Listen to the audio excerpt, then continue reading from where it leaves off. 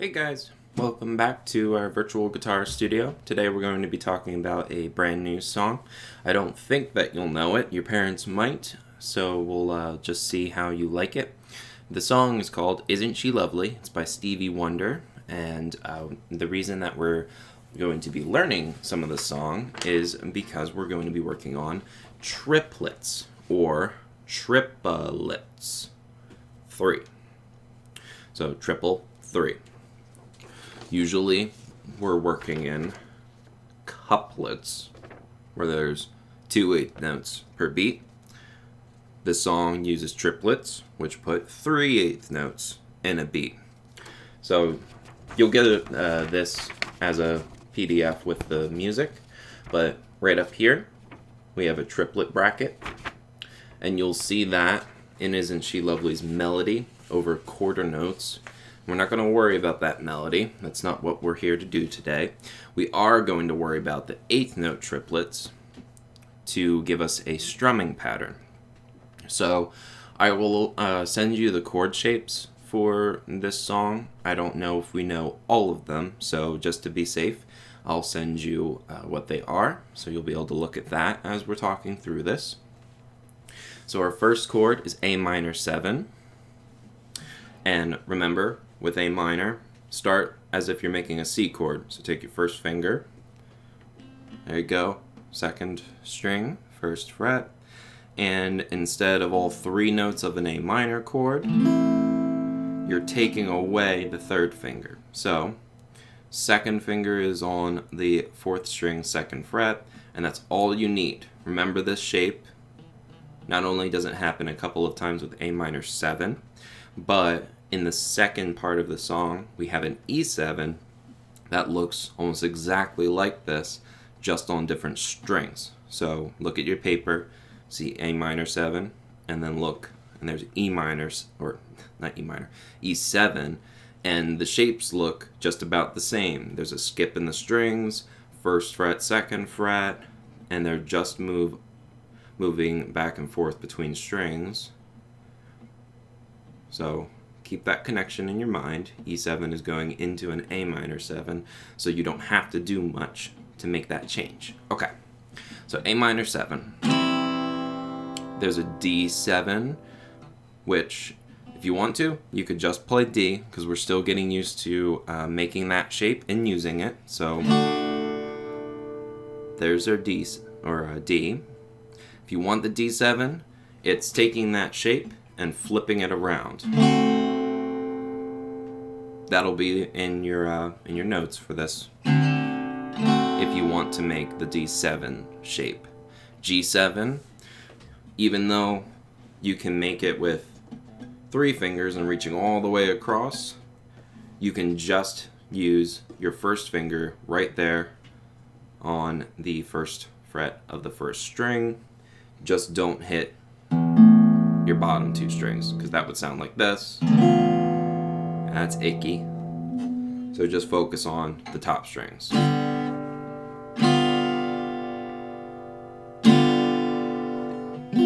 And just to be safe, I would aim for the top 3 strings. That way you don't really have to worry about it. And then C. We know that one. So don't have to worry about that. F is a little more complicated. I think we've used it before.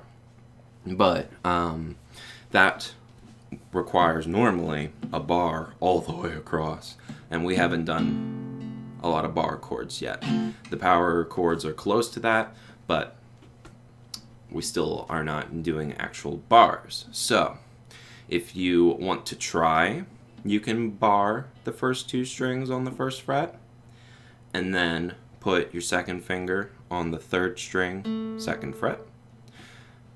And if you can reach it, 3rd finger goes on 4th string, 3rd fret. And that works for an F chord. Sounds nice.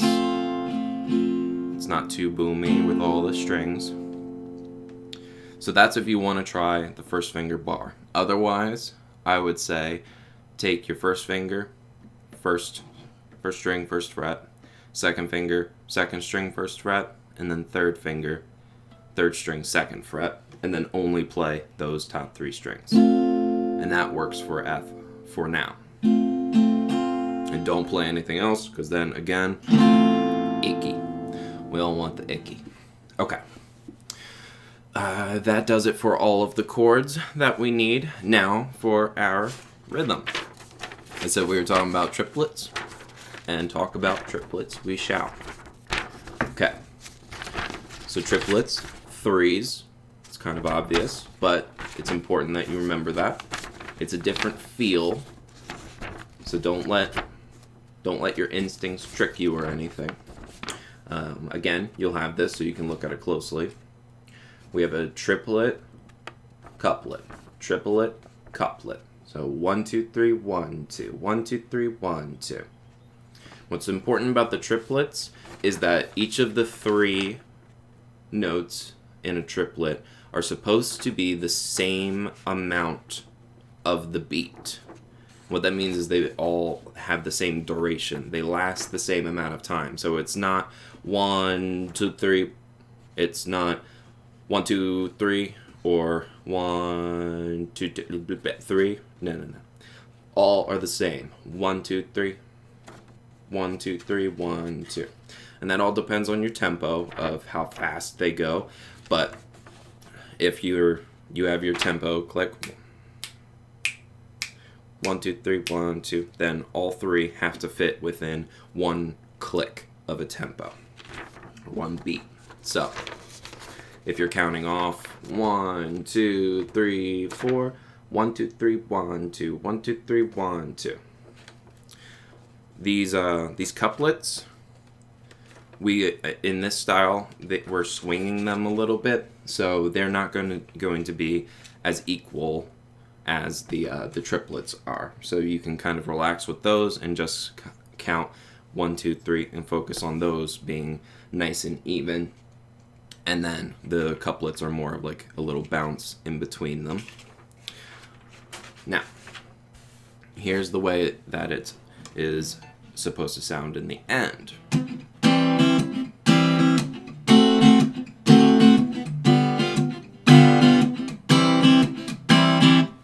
And that's the main progression, the first 4 chords that repeat themselves a lot in this song. I don't want you to play it that fast at first. If you can get it to that speed, then excellent, well done. That's a very good skill to be able to pick up that quickly. Instead, we're going to pull it back, nice and slow. 1, 2, 3, 1, 2.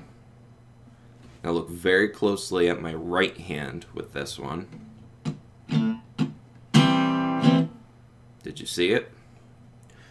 1, 2, 3, 1, 2.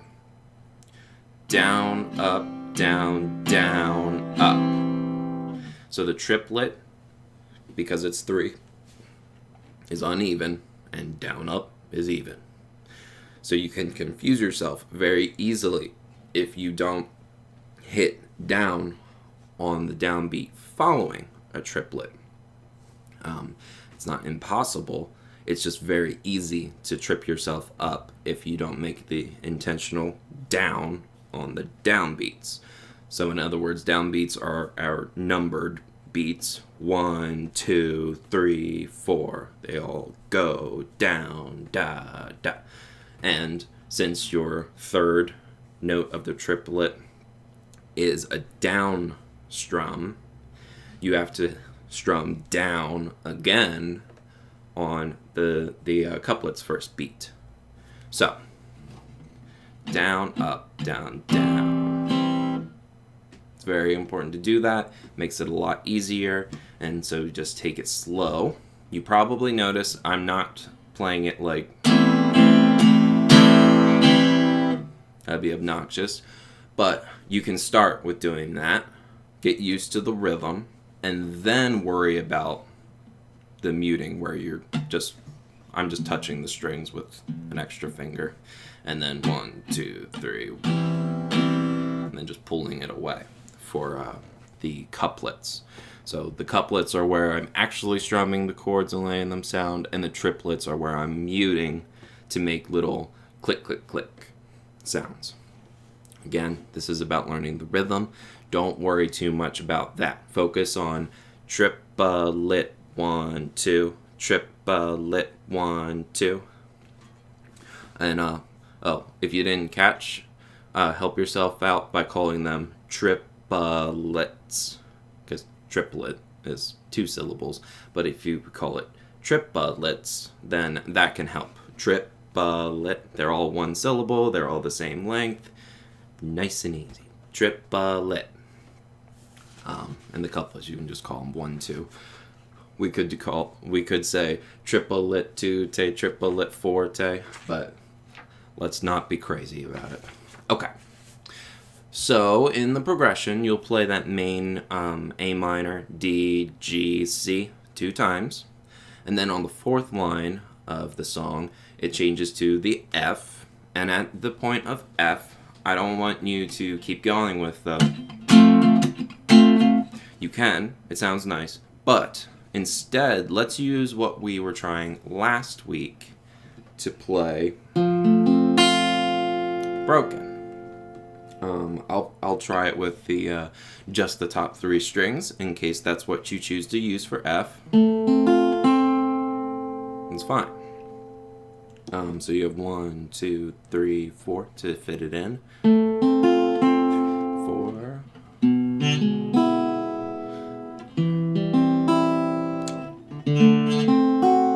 And there you go. I'm doing triplet 1, triplet pop, triplet, and that's how I'm fitting it in there. And then by the G on the final line, you can start playing the sound again. So here, I'll play it a little slower with the main 4 chords of the song, so you have a basis to play along to in trying this one. Don't worry about the melody, by the way. We can maybe talk about that next time. As you can see, they're all the letter names. The smaller letters underneath, those are our note names. So we've been using numbers for learning it. Ignore those for now. They're not extra chords. That would be a bit bonkers to play all the notes as chords there. So don't worry about those. Those we'll touch on later. But okay, so a slow version.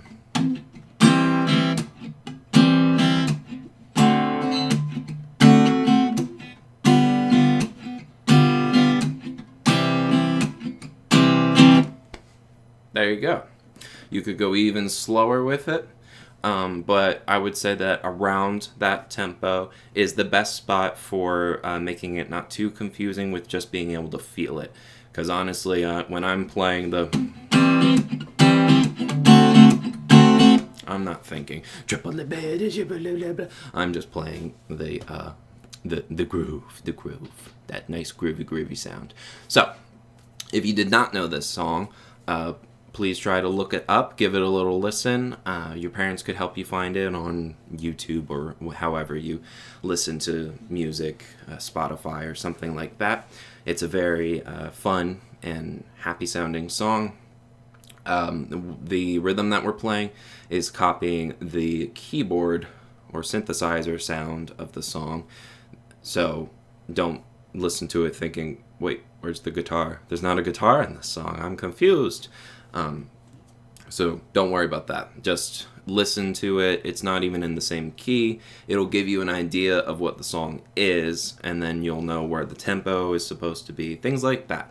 It'll just give you a nice, clear idea while listening to one of the greatest songwriters of our time. So, I hope you guys are having a good week and staying safe. You can move on from playing the blues scale. If we were playing in an F blues, I would tell you to play around with this song, but I won't be that cruel. Anyway, as I said, hope you guys are having a good week, and I'll see you next week. See ya.